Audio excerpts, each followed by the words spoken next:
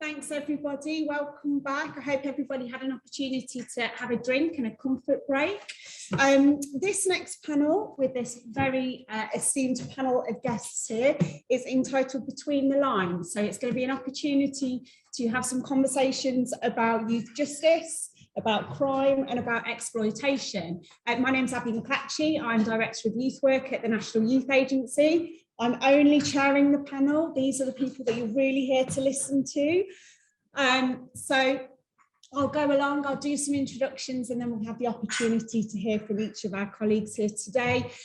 We'll hear from each of the panelists and then there'll be an opportunity to take some questions from the room.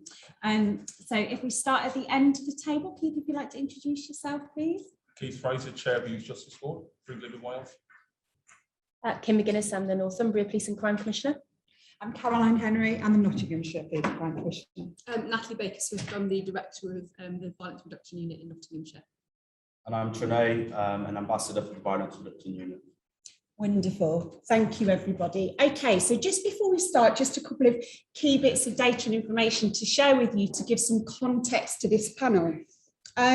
So last week, some of you may have seen a report and some information published by the Commission on Young Lives that highlighted some Department for Education data that showed during the lockdown period, 2020 to 2021, almost 13,000 children were identified by social services as being at risk of criminal exploitation. Almost 17,000 children were identified as being at risk from child sexual exploitation, and almost 3,000 young people were identified as being trafficked. This was against a backdrop of a 31% reduction in referrals to social services during that period. Home Office data previous to that showed that 27,000 young people were involved in county lines. A further 500,000 young people were identified as being associated to risks through being exposed to crime. This is why youth work is really, really important in this space.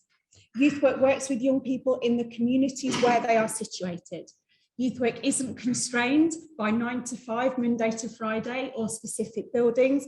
Youth work operates alongside young people in their own lives. Funding for youth work and adequate, sufficient provision for young people has never been more important. I've had the privilege of working alongside some of the colleagues on this panel and in the Department for Education recently to look at some really interesting initiatives that are happening to support young people that are at risk of exploitation or are experiencing violence at the moment. And today we're going to have the opportunity to hear from our panellists with some of their thoughts on how we can begin to work collaboratively to address some of these issues. So I'd like to start with Keith, if I may. Keith, could you give your remarks, please? Thank you. I hope you don't mind me standing up. I just need to stand up because Aaron's did such a good job of capturing the room earlier on. I just want to see if I can follow in his footsteps, really. And it's also just helps me if I'm kind of stood up as well. So firstly, good morning, and I'm really pleased to be here. This is my first event speaking live. I think one as the Chair of Youth Justice Board, and also, you know, as we're moving through the pandemic as well. So it's a first for me on a couple of occasions, and that's despite being in the role for just over a year now. So it's an opportunity for me to talk about child first and youth justice system, and also the relationship between youth justice work and the youth justice system. For those that don't know me, I joined the Youth Justice Board back in 2018 as a board member. And then in April of last year, I was appointed as chair. I joined the Youth Justice Board after a long career in policing, where I worked my way through various positions from a police constable to superintendent. And I worked for periods within the West Midlands Police and also within the Metropolitan Police in London. I've also chaired youth offending teams, been on their strategic management board, served as a strategic lead for the Prince's Trust, and I've worked directly and indirectly with children for about the last 35 years or so. Youth Justice Board, for those of you that don't know, have oversight of the entire justice system. And we provide independent, evidence-based advice and leadership to drive improvements that increase children's positive outcomes and prevent offending. Being an advocate for children in our system, especially those who are vulnerable, is incredibly important to me. At the Youth Justice Board, we talk about the need for a child-first approach within the justice system. Children are at the heart of what we do. Our focus is about better outcomes for children, as I've said. Our vision is for a youth justice system that treats children as children. As an evidence-driven organisation, we believe Child First is about what works in preventing offending by children. It supports fewer victims and safer communities, and it is not about a mantra or ideology. And it's one of those questions I'd put to you, really, is about how do you make Child First real? The youth justice system has been hugely successful at reducing the number of children entering the system and also children within the secure estate. However, those children who remain in the system face multiple complex challenges and need us to consider how we support and provide support to those and help them move forward in their lives. The evidence tells us that support should take a child-first approach. It is our assessment that it is this approach which will be effective in addressing the offending behaviour of the small number of children within the justice system today, and in preventing offending by those children who are more likely to enter the system. Our vision calls for a systemic response to meet this challenge, where the Youth Justice Board and all youth justice services operate according to a child-first approach. Child First goes beyond the youth justice system. The principle is one that should steer our intervention with all children, to recognise the potential they bring with them and to instil in them the sense of their own value. The Child First approach is perhaps more important than ever in the current climate. The COVID-19 pandemic has led to greater challenges for a lot of children, including mental health, changes to education, and also an increase in harms caused by exploitation and abuse. It is vitally important that we understand the drivers of serious violence. And at the Youth Justice Board, we are working with our partners and across government to further get our collective understanding better in order. Responding to the harm caused by exploitation of children also remains a key focus for us. Harm is caused not only to the community and victims, but also to children who are exploited and as a result become drawn into criminal activity. We continue to try and understand the drivers for this, and we can use this information we get to support our partners to address the needs of children. Violence reduction units have an incredibly important role to play in supporting the prevention of offending. They are also an important example to us of effective partnership. I'm pleased to see colleagues here from Nottinghamshire VRU, and I'm looking forward to creating our first regional hub with them. In relation to prevention and diversion, we have a moral responsibility as adults to protect children in society from harms that might affect their ability to realise their potential. If we don't, children will almost inevitably fail to thrive and potentially be drawn towards negative influences and behaviours. The evidence tells us there are many benefits to diverting children away from the formal criminal justice system. Diversion contributes to better outcomes for children, reduced crime and safer communities. We also know that children can make mistakes purely because of a lack of experience and knowledge, as well as biological and cognitive development. Diverting children recognises this and removes the stigma involved within the criminal justice system and a criminal record. Furthermore, evidence tells us that contact with the justice system alone increases the likelihood of children reoffending and continuing their journey deeper into the criminal justice system. Contact with the justice system serves to negatively label children in both their own eyes and the eyes of others around them, and create a particular identity which contributes to increased likelihood of offending. The Youth Justice Board wants to break that cycle. Now, in relation to youth work is such an important part of the picture, and youth workers have a unique skill set. You are often the bridge between children and statutory services. You may also be in a position to spot when a child is on the cusp of the youth justice system. We ask for their solutions. The children we speak to and who have come into contact with the justice system speak about the value of youth services and also youth workers. You are in a position to build trust and trusting relationships with children. And we know these relationships can create and do create positive change for children. Children need adults to believe in them and see their potential. And this helps them to be able to see their potential too. Developing relationships can take time and can be difficult, but the benefits are so important. There is a significant amount of work happening in the youth sector at the moment. And I'll just give you one example of that, and that's the youth review, which you heard about earlier on. Within the Youth Justice Board, we run a number of stakeholder groups for individuals, and one of those I'll touch on is the Youth Advisory Network. We work closely with those organisations who represent and support children and young people to participate across the youth justice system. In this group, we share best practice, highlight national, regional, strategic youth justice issues, look for future opportunities for collaboration, and raise awareness of new initiatives within the sector. We're keen to establish an active and long-term relationship with the youth work sector, and we've been working with the National Youth Agency to explore and appreciate the different linkages that there could be working more with this agency. And this could also help to make better outcomes for children within the justice sector. At our most recent Youth Advisory Network organisations meeting, we discussed how the youth justice sector can support the National Youth Agency strategy, how youth work could meet the specific needs of children in the youth justice system, and what the role the youth workers could play in the early identification of those close to the youth justice system.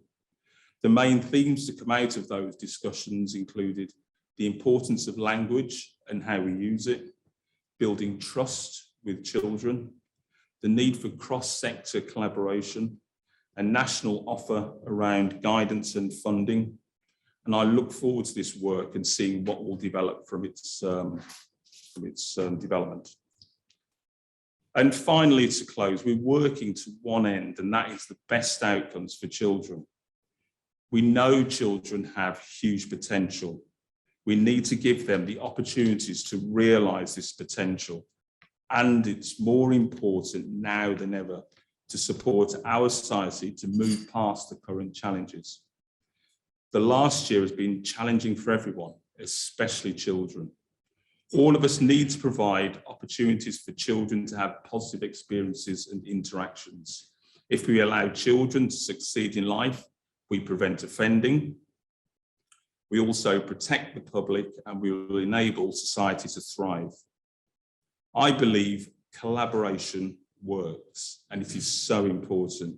We need to work together to use the complementary skills we all have to deliver the best outcomes for children. My ask of you all is that we continue to look at how we can work together to maximise the benefits of activity across government and wider sectors, and consider how youth work meets specific needs of children in the youth justice system. I seek your backing for this message. If we continue to see children as children in our work, look out for them, and want the best for them, then we will be providing a better system for everyone. Thank you.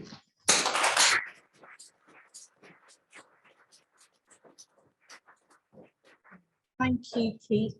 Some really important messages there about collaboration, and also an interesting question posed about how we keep children and young people first and how we hold them as central to all of these processes. So yeah, thank you very much. Kim, I invite you to speak. Thank you.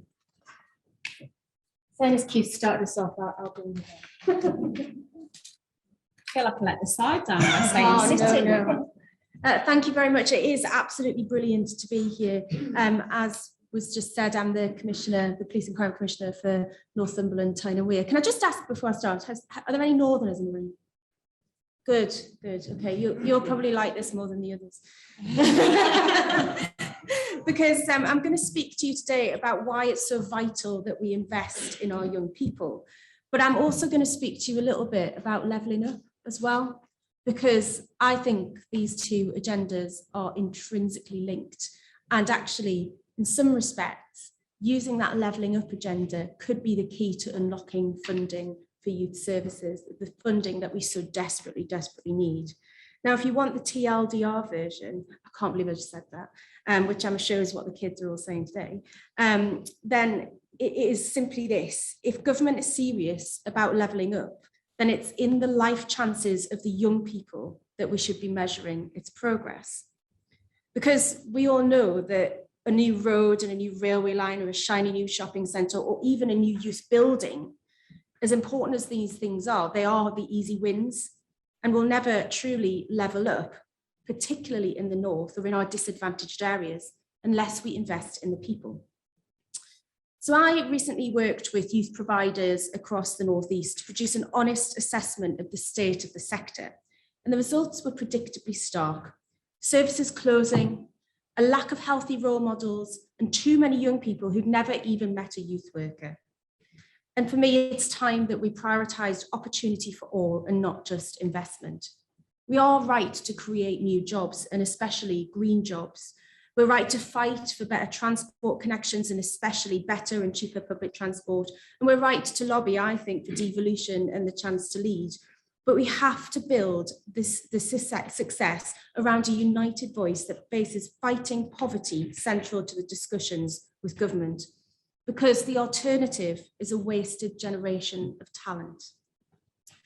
Now, from a policing perspective, and I had to get there eventually, that wasted potential creates a problem.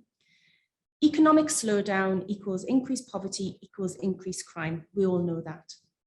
And we all know that that risk applies even more to young people. But fighting crime isn't just a numbers game. It's not about more police boots on the ground, as welcome as they are. When it comes to government action, we as a united group of people who are working in this space need to tell Westminster that we will judge their levelling up agenda, not on the easy wins of buildings and roads, but on the number of young lives and kept behind towns that are turned around. So I'll pause my political intervention for just a minute and tell you about a family that I've come to know in Sunderland. Last month, I was honoured to spend time with Tanya and Simon Brown. Their son Connor was killed in a knife attack in Sunderland city centre. He was 18 years old. Now, I'm not sure how anyone finds the strength to pick themselves up after that. These parents had their boy taken from them, and despite suffering the unbearable loss and pain, what they've done is set up a trust in his name to support young people and their families, and especially those from disadvantaged backgrounds, because they believe, as do I, that access to opportunity gives our young people a chance, it helps them to succeed, and crucially, it keeps young people away from violent crime. You see, the Browns made sure that Connor had all of these opportunities. He loved boxing, he loved Sunderland Football Club, I'm not sure why. He had a job in health and he was thriving. He was an amazing young lad. But his family could also see that around him, too many young people didn't have access to these activities, even though every single one of them deserves it. And it's the bravery and the insights of families like the Browns that I think we should be backing at the highest level in government. And that investment in young people is especially needed in areas of deprivation, because let's face it, where you're born still dictates your life chances at the moment. So in Northumberland, Tyne and Wear, we're doing our bit locally to tackle poverty head on. We're restoring youth and family services in our neighbourhoods and providing for children left hungry while we can. We're finding new ways to prevent and fight the epidemic of domestic abuse that's so immersed in deprivation and so affects our young people. And we're supported in these aims by fantastic, dedicated charitable organisations and businesses. We've got two brilliant football clubs, for example, whose charitable foundations are giving young people something to do, something to care about, something to succeed for. And it isn't just those big name organisations. I've met boxing coaches and mechanics and hairdressers and actors and DJs and writers and web designers who are all doing their bit to invest in young people. But there's only so much they can do alone, and so many young lives that will never reach their potential without nationwide action. In my youth services report, the one thing that really united people we spoke to was not just the need for facilities, but the need for more boots on the ground, and not just police boots. So I strongly endorse the National Youth Agency's call for some 10,000 extra youth workers. I think this move would start to turn lives around overnight. Last week in his budget speech, the Chancellor did briefly mention that he was providing around 500 million over the next 3 years for youth clubs. And that's a start. And, you know, we don't turn our nose up at any of that. But, and it's hard to get an accurate figure, the money he announces is less than half of the £1 billion lost to the sector. I was just having a conversation, that's per year. And a lot of it is all about infrastructure and buildings once again. And so when you share the Chancellor's fund across the 300 councils in England and Wales, more than 300 councils in England and Wales, it barely scratches the surface, let alone replaces what we've lost. And yes, we need more police officers, but if you ask any serving or retired police officer, if you can arrest your way out of crime, they'll tell you straight, no. They know, just as we do, that prevention is much more about walking a beat. It's about creating happier, healthier neighbourhoods. It's about youth work. Parents with a decent job, investment in young people, and an end to poverty pay. It all links together. So I'm delighted that we're working together on this. I think there's some great outcomes that we can achieve if we work together, and if we continue that conversation with government about how we use this levelling up agenda to invest in young people and improve their life chances. Thank you.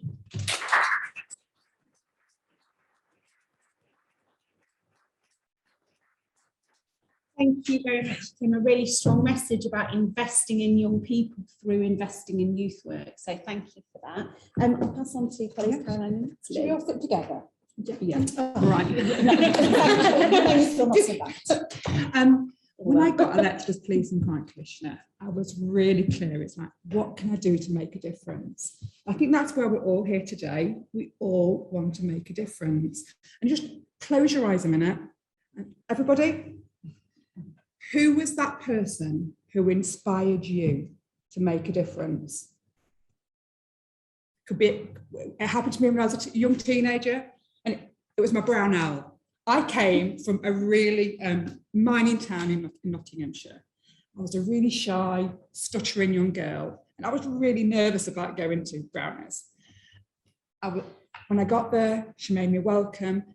She found out I was quite competitive. I didn't know I was at that age, but I was, and what you had to do to get all these little badges.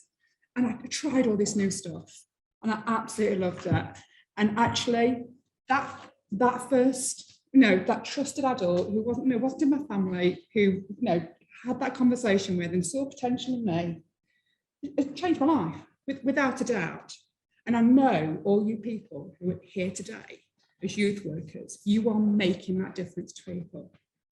And you are changing people's lives, which is why it's so important that we're here today in Parliament shouting that we need to be doing more of this. It's front and centre of my police and crime plan. My police and crime plan is on 3 very simple priorities, but preventing is front and centre, isn't it? And it's working with young people. I want to be really clear that we have less victims of crime. We support those young people so they don't get pulled into doing something that if they had a good trusted adult around them, they wouldn't be. Responding in a way to young people which is right for them, which is why today in Nottinghamshire, we're launching our youth charter. Nat will tell you more details about it. This has been put together by young people with our violence reduction unit. And we're calling it our youth charter. We're not owning it, the community is owning it. And thirdly, supporting. I want to make sure that if people do have to go into the criminal justice system, and I hope that they don't, but we have those teachable moments for them and we give them other options. So I'm going to pass over to Nat, tell you more about what our amazing our youth charter does. Thank you. So our youth charter, which I'll build on a little bit more, is actually Trenae has been very much part of that. Trenae is one of our youth ambassadors in the Violence Reduction Unit, and essentially sets out young people's expectations around youth work. So it's been co-produced with young people and with the support of the NYA as well, and we're really proud of it. And as Caroline says, it's launching this week as part of National Youth Work Week. So what does our strategy look like more broadly? So as the director of the VRU in Nottinghamshire, I'm sure a lot of you have heard of the public health approach, and that's very much what we base our approach on in terms of reducing serious violence and reducing exploitation. So in practice, that looks about looking to the evidence base around youth work, understanding the causes of serious violence and exploitation, and then commissioning preventative activity that supports young people across the whole life course approach. So right from schools-based universal intervention, secondary interventions where we've got young people, being reached through targeted outreach, sports diversion projects, and also tertiary prevention. So as a young person is known to agencies, perhaps they have offended, how can we support them at that, and I don't always like the phrase, but that teachable moment, when they're potentially at their most vulnerable, how can we support them, whether in an A&E department or in a custody suite, how can we have a mentor potentially with lived experience to support that young person, have that credibility and that trust with that young person, and give them what they need and provide holistic intervention. And all of this, all of what I've described at different age levels, can support a young person to develop protective factors. And we've heard the phrase, trusted adult relationships quite a lot today. And for me, that's absolutely a part of this. So youth workers are absolutely vital for a young person who can significantly increase their personal resilience, enable them to access help before an issue becomes acute. Unfortunately, lack of access during the pandemic has significantly increased risk factors, and young people have been largely hidden because they've not had access to teachers, have not had access to youth workers. The public health approach is also about working as a system, not as a single agency, not as a single organisation, but in alliance with our partners in the community as well. It's about seeking community consensus and working with communities and for them, rather than doing things to them. So the youth work programme that we're launching currently with the Youth Charter this week is very much, it's a system-wide programme, so it's being done in collaboration with health, with education, with police, with local authorities, the statutory sector. It's been co-produced with young people like Trenae, and also supported by the NYA. And we've got that consensus behind it. Together, we're essentially aiming with our youth work programme to develop consistently high standards of youth work in the diversion space, and in turn reduce serious violence and exploitation. We're incredibly fortunate to have a really thriving voluntary and community sector in Nottingham City. There are over 110 organisations focused simply on violence reduction, and that's CICs and that's charities working at all levels of prevention. The youth workers within those organisations have incredible knowledge, incredible experience, and often live in the communities in which they're working. And with that brings real credibility and trust and reach to young people. So through our youth work programme, building on the commitments that are in our youth charter, we're working with that sector to harness that knowledge and experience and bring quality youth work to young people. So we're giving youth workers the opportunity to access training pathways, so accredited youth work training pathways, and also we're implementing a tailored quality mark. This isn't punitive in any way. This is being done with the voluntary community sector. I think I was saying earlier that they very much think it was their idea now, which I'm all over that. That's great. But it recognises and celebrates high quality practice, but also supports emerging organisations who are maybe just starting out, so they've got something to work towards. It talks about governance, it talks about finance, it talks about youth work practice, safeguarding, which we can't emphasise enough the importance of. But it also promotes a culture of learning and growth within that sector. Young people deserve safe, high quality experiences from youth workers who are given equitable access to training and networks of support. By focusing our system change on youth work, we can empower children and young people to thrive, and we can reduce the causes of serious violence and exploitation.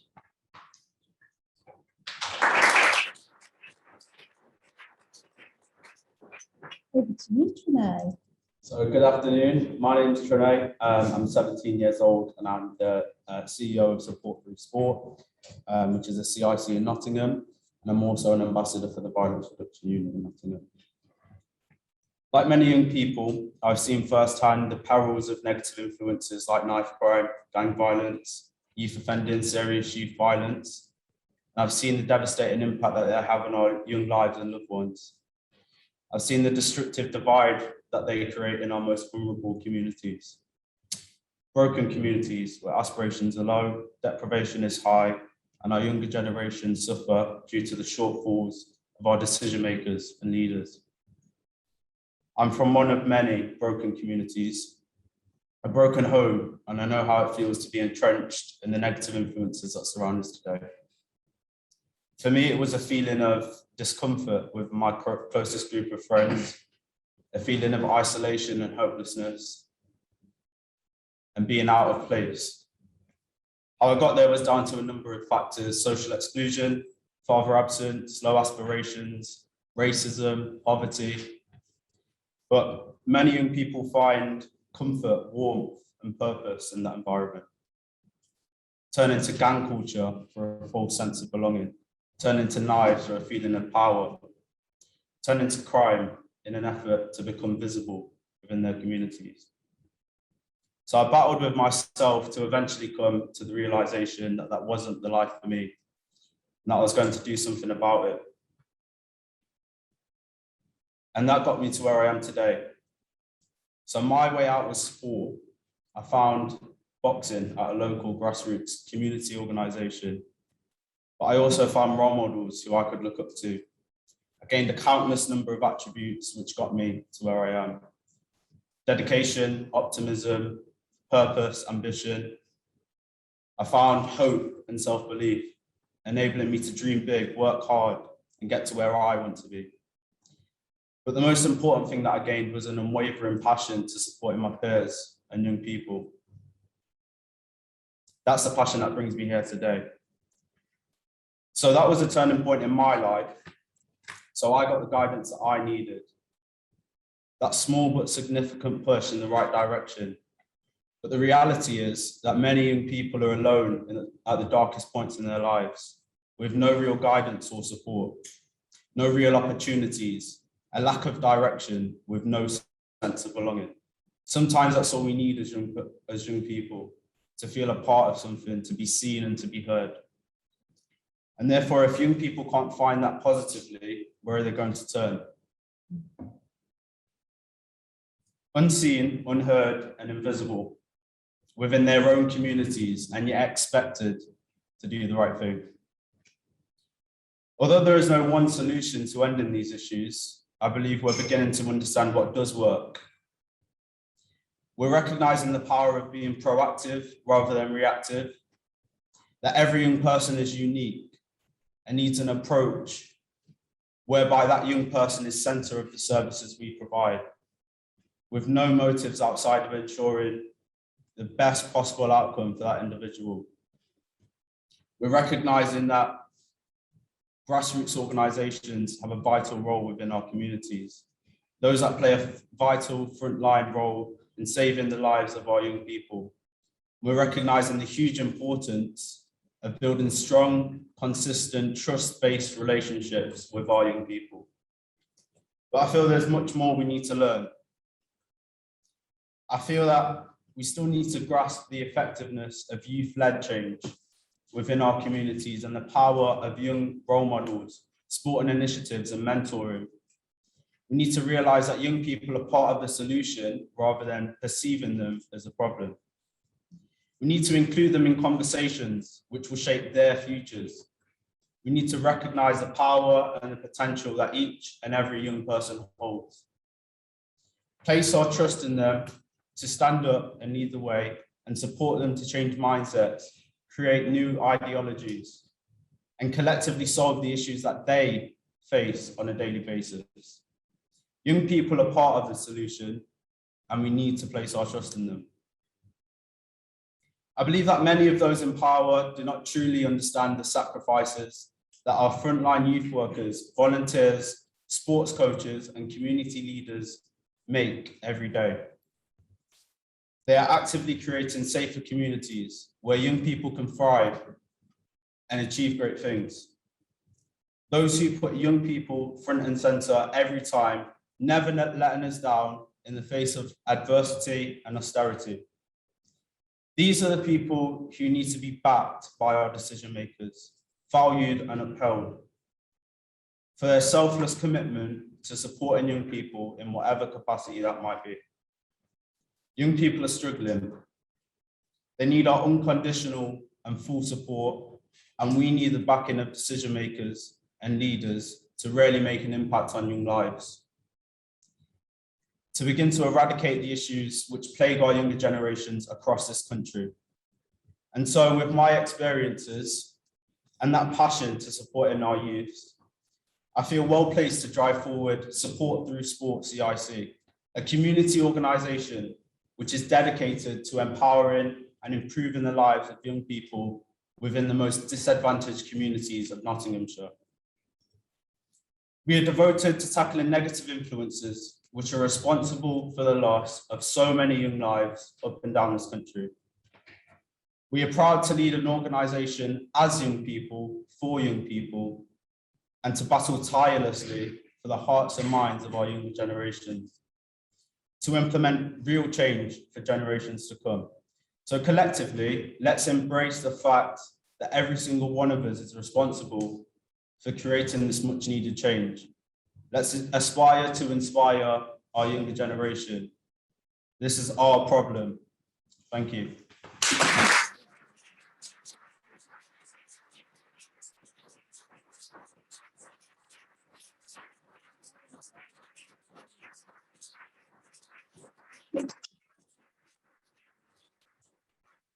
I'm glad I wasn't after Sinead.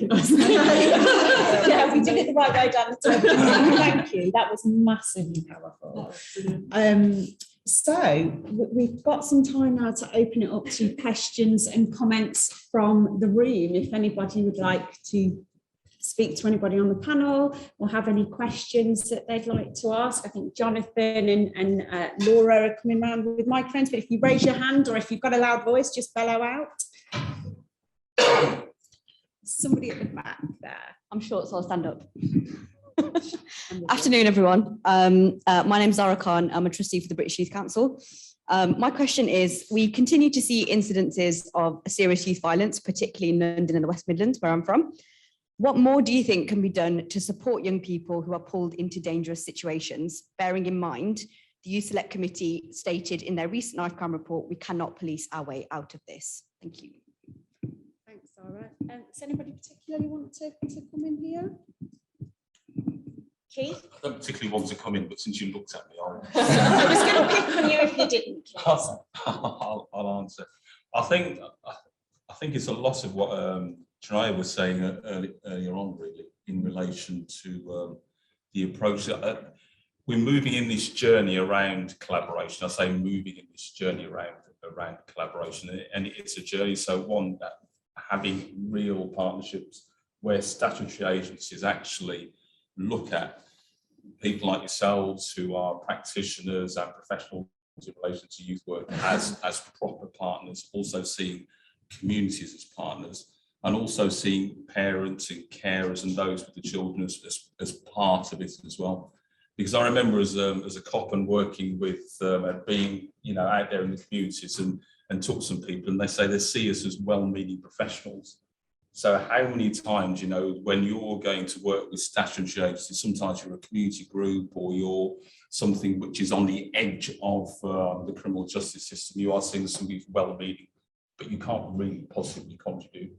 But you can. There's something we do in the West Midlands, and it's called kitchen table talks, and that's working with the parents, and it's the parents of children that are in and around, challenges around exploitation and violence, or might be. So sometimes the parents and carers don't know what to do and who to talk to and how to have those conversations. So how do you capacity build? So there's a couple of things for me here. There's a lot that statutory is doing, and policing is part of it, but it's also how do deliver and develop those real local partnerships as well that you take seriously and capacity build within it. Thank you. Does anybody else? I was going to say, I'm happy to add to that, if that's okay. I think there's a real opportunity with the serious violence duty coming in, probably receiving royal assent early next year, where we've got a duty for statutory partners to work with communities in partnership to do things that might sound easy, but we know how problematic they are in terms of sharing data, understanding the need, working across a system. I talked about not working as a single agency, but working across a whole system, whether it be education and looking to exclude and reduce the number of young people being excluded from school. We know that once young people are excluded from school, the risk factors just, can absolutely multiply. So I think there's a real opportunity there for areas, there will be 18 areas in the UK that have violence reduction units and already working in that way, but how can we support other areas in the UK to do exactly the same? And I think there's a long way to go with that, but that provides that leverage to work across the whole system. Yeah, thank you both. Can I add to that as well? Yeah. I do think there's also something political about this, and sometimes you have to say the thing that's unpopular. And the fact is, the system very easily and very often, and politicians are very, very, very, very guilty of this at the highest level, oftentimes, of just writing these kids off as bad kids. And that, that is, for want of a better phrase, it's total crap. You have to listen to what Janae said and understand what gets young people into that situation in the first place, and how do we solve those problems? Because how do we make being young easier for them? How do we give them the appropriate role model? And so, there's a huge part for prevention, but then also the system's got to be better at understanding when a person, and particularly young people, but I think this also goes particularly for women. I think it also goes for a range of different types of offenders. The system has to be better at understanding when somebody is a victim before they're a perpetrator and what they're a victim of, and solving that problem rather than looking at it in a one-dimensional way and doing what is still, frankly, the popular thing and chucking people in jail. So I think there's also that, that looking inside the system and saying, are we really being honest with ourselves? Because I think quite often we're not really.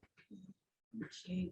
Thank you. So some really interesting points about changing a system and thinking about things differently, but also working collaboratively, specifically with communities that often have the answers to begin to create some change, and then capitalising on the duty and the potential for funding and using that as a leverage to build better systems. Thank you, everybody. Any more questions? Oh, loads. Hello, do you want me to stand now? It's up to you. My name is Yasmin Blackwood. I run a CIC in Birmingham called I Am My Sister, and we also have swag supporting women and girls affected by gang culture. I kind of wanted to ask in terms of, I know we have like the school to prison pipeline, which gets brought up a lot in the UK, but there's something, especially for girls, which is around sexual abuse and prison pipeline.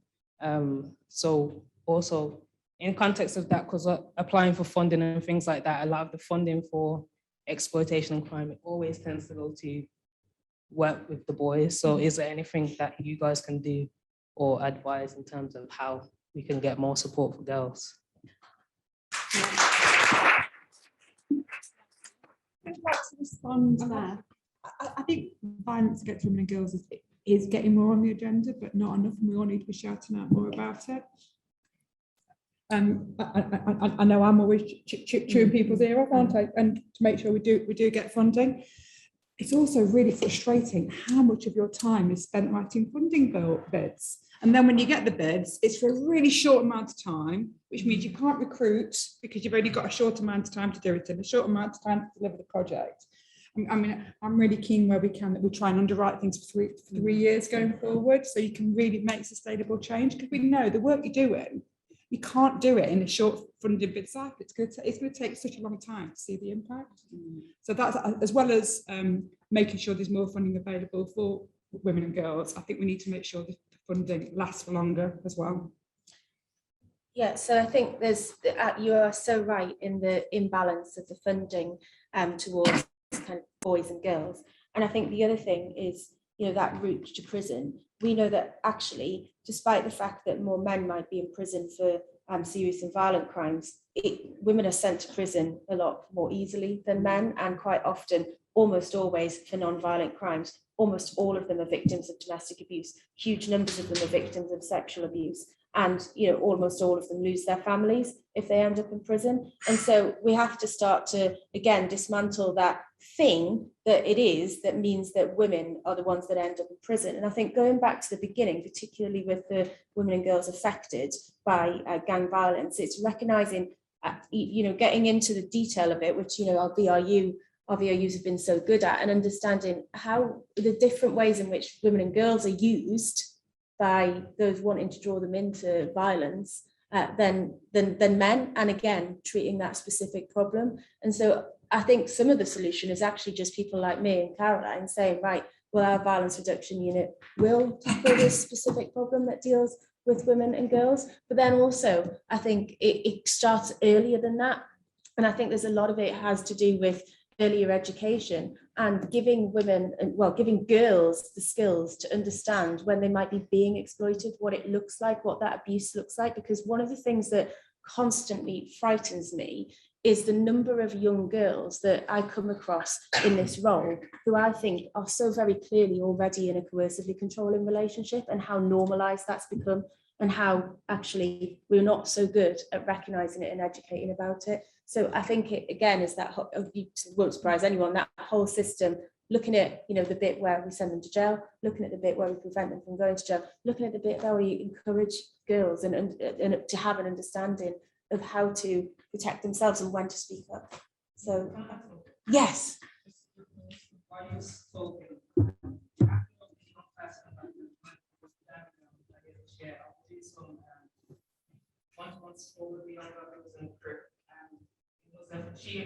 She said some things that happened to her, some traumatic things. She ended up in a group where she never had a mentor or any form of support in school. So it's like the girls literally just slipping through it. There wasn't the intervention before that, and now she was trying that through and everything that's on top of it. So I don't know, I think more early intervention. Yeah. Honestly, I couldn't agree with you more. And I mean, don't get me started on proofs, we'll be here all day. Another panel, maybe another time. Yeah, I was going to say another panel, another day. Thank you. So some key points there about funding and changing the models and systems for funding, about it being targeted specifically for early intervention that's got a better gender balance.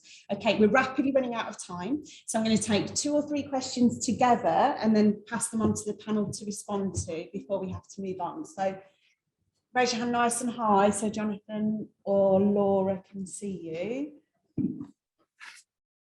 Hi, my name is Cara. I'm the Policy and Campaigns Manager at Youth Access. So we represent a body of youth services that support young people with issues around their mental wellbeing and social welfare issues. And what obviously we know is that behaviour and mental health and crime are all very much related. And actually what we've seen from the government and like the Secretary for Education is like this promotion of discipline as the answer, and as we come out of COVID, like giving teachers more empowering them to use discipline rather than, I guess, compassion. And we know that like has an effect particularly on Black young people of colour, who are going to be more likely to be excluded from school, to end up in a PRU and to end up in the prison system. So what I'm asking is, how do we name that and then make those connections more between mental health services, and make sure that young people have an opportunity to be channeled into those services, like the mental health services, and get that support rather than into disciplinary or criminal justice services. And how do you make sure that the professionals who have those opportunities to make that distinction between somebody committing crime, lashing out, and actually this manifestation of an emotional issue, and recognizing that actually I might be treating this young person different to the way I would treat that young person? How do you make sure that youth workers and police and crime commissioners and everyone is on that page? Thank you very much, Cara. We'll just take another couple and then we'll bring them to the panel. I don't need a mic. So my name is Nana. I'm here with UKU.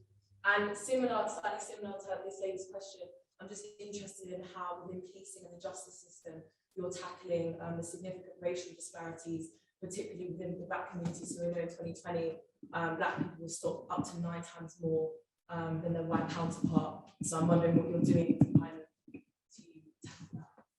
Thank you. One more question? Oh, two more. Okay, so I'm come from Our Bright Future, a program that brings together the youth sector and the environmental sector. And like I've seen today that many of you have highlighted the importance of collaborations. How do we ensure that we collaborate more? I'd like to know more about your ideas around this. Thank you. Yeah, and nicely leading on from that, it was 2 reflections really. I'm Jo Rich from the Lottery, and my role is Head of Youth Voice, and it was to take the point of how strong and how powerful a partnership like NYA and the VRUs are, and how can we champion youth work, as the whole theme of this week is, further afield, not just within this room, and take that upon ourselves, because actually what we see youth work is the glue between everything: education, crime system, etc., health, mental health. And then the second reflection is, can we not forget how incredible Janae was? And actually going back to the one of the young people I work with said about translating youth voice into youth power, and actually there, and I think Parishma was touching on this in her last question to the last panel, was about how can we not only invest in role models, which we all know, and trusted adults, but also how can we invest in a system where it is empowering the young people to set up their CICs, because they do know how to set them up, and et cetera, et cetera. And I think that's the point I'm definitely taking away as the funder, and I didn't know whether there's something collaborative that we can think about there. So it's not just young people relying on a pathway. They have their own power to make that pathway. If that makes sense. Thank you. So there was points about adequate access for different young people into appropriate services and recognising mental health. There was racial disparities and disproportionality, and some points around partnership and around collaboration, particularly recognising young people as key partners. So where do people want to come in? I'm happy to pick up the point around mental health if that's okay. Yeah. So one thing we're looking to do, and I know it's not unique to Nottinghamshire, and we've seen it in Wales and Lancashire and other areas, but trauma. How do we look at young people through a trauma-informed lens? So I know Kim alluded to this earlier, you know, young people not as perpetrators or offenders, but as victims. What have they been through that's led to that point in their life? And what we're aiming to do in Nottinghamshire is how can we roll out a trauma-informed strategy across education, across police, across children's services, across social care, so that when they see that young person, they're looking at mental health, they're looking at the lens of actually what that young person's been through, and making sure that the response is trauma informed as well. That's a very brief response to something we could sit and unpack for quite a long time, but I think that's a really key thing that we need to roll out across the rest of England. So trauma informed. Thanks, Nat. And then Kim, you wanted to come in there too. Yeah, on mental health, I think that where we need to get to in this country is that the provision of adequate mental health services, particularly for young people, is the normal rather than the exceptional. And I think we're a really long way away from that. I think there's some really, really strong, guiding lights in certain schools, certain academy groups, whatever it may be, that have, specific mental health capacity in schools. And it is very easy for me as a Labour politician with a Conservative government in the north, well away from the Westminster power, to just say, throw money at this problem and it will solve it by throwing mental health workers into schools. However, I really do believe that. And my argument for it would be that even if you cannot bring yourself to care about the impact that this will have on the young people themselves, which I think is the most important thing, the money it will save in the future from the outcomes of not dealing with issues around mental health, it speaks for itself. And so I really do think that we've got to reform the way that we look at mental health, particularly in the education system or in those trusted spaces outside of school, because we also know that is for some young people really important. A lot of us fund individual programs that do some of this, but it's never going to deal with the wide-ranging issues faced by young people. So I think that's how we do it, and I think how we achieve it is going to be to again, it's things like this, it's lobbying for it, it's listening to young people's experiences and to looking at the positive impact it can have on their life chances. Thank you, Kim.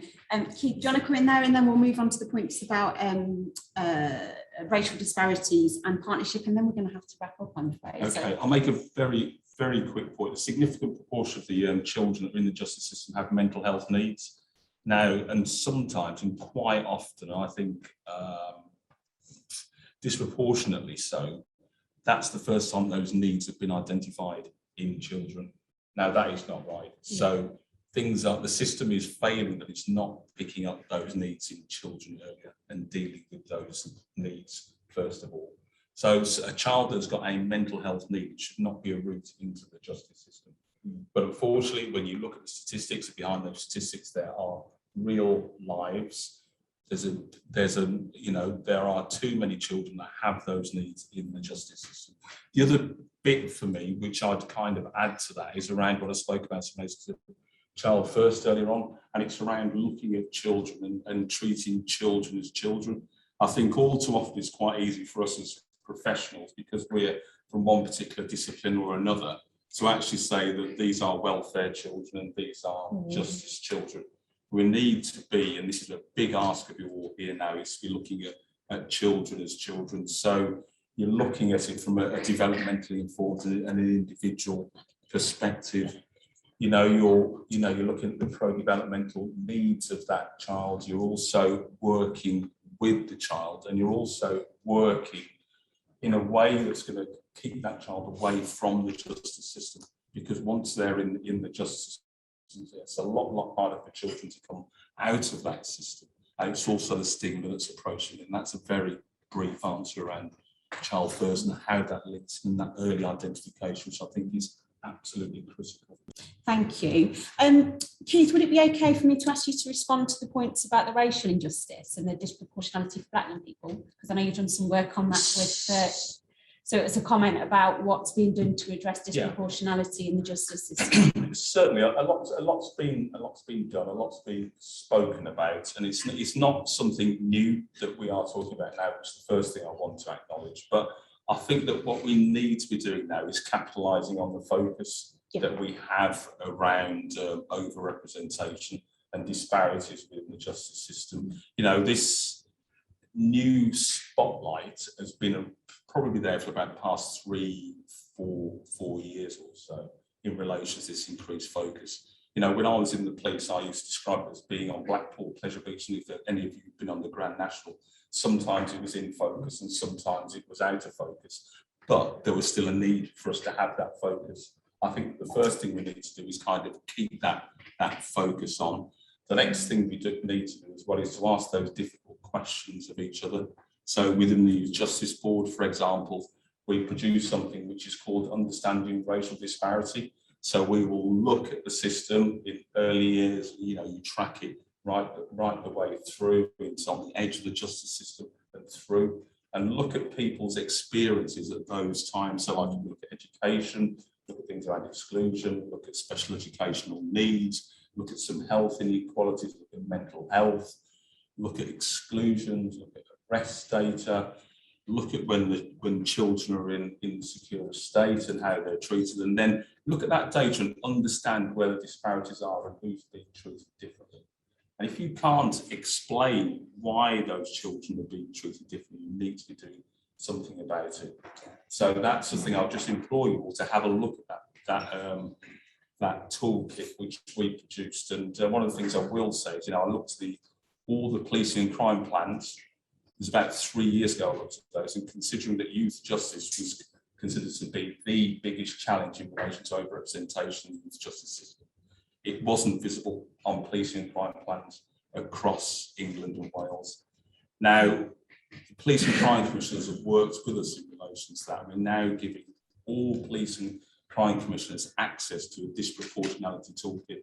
So I would implore you to look at that so you can look in your own areas and see what's happening in relation to disproportionality. And that will enable you to make some really informed decisions. So I'm not saying that it should be on every policing and crime plan, but what I'm saying, it should be on your agenda and you should be asking some challenging questions about it. Thank you. I'm going to come to you, Kim, and then I'm going to pass over to you, Trino, for the last words in a minute about translating youth voice into youth power, which was the question that Jo raised. So Kim and then Trinae to finish. I think it should be on every single police and crime file. And you know, most of my answers to these questions, I've said like, let's think differently and let's do things differently. We do have to think differently and do things differently to fix this problem with racial disparity. But there are also some really simple tools that we can use. For example, police and crime commissioners scrutinise their forces every single month, or it should be. And you know, it's on every single agenda of mine. And there's also a separate scrutiny panel, which is led by young Black people who have been stopped and searched. And so, you know, I want to know what they're saying, not what the cops are saying about it. Yeah. And so I think it's a combination of everything that Keith said, you know, some of those really blunt tools that we just have to use, and then also looking at some of the things that we're looking at nationally around, you know, having a police force that and a police force and a justice system that looks a little bit more like the population, because actually that won't solve everything, but it'll go a long way towards helping. So I think there's that. Those two questions, which I know Trinae is going to answer, but it's amazing for me to hear somebody talk about joining up the youth sector and the environmental sector, because the fact is, you know, going to the point about youth power, the young people are actually the solution to that problem. And so rather than looking at young people who've taken it upon themselves to protest about things like climate, you know, listen to what they're actually saying and empower them to make the change. Because, you know, actually what we're all doing is going, oh, isn't that brilliant? Look how great they are. Look how great it is that they're expressing their view. So patronizing, give them the power to actually make the change. And yeah, I think we'd need a whole different panel actually for the question on race and the question on environmental. But, you know, that's the basics of it for me. Thanks. You, Kim. And final words with you, Trinae, before we move on. So about how do we work better together to translate youth voice into youth power so more young people can do what you've done and start their own initiatives? So I think that's a great point that you made about giving young people the power to influence change.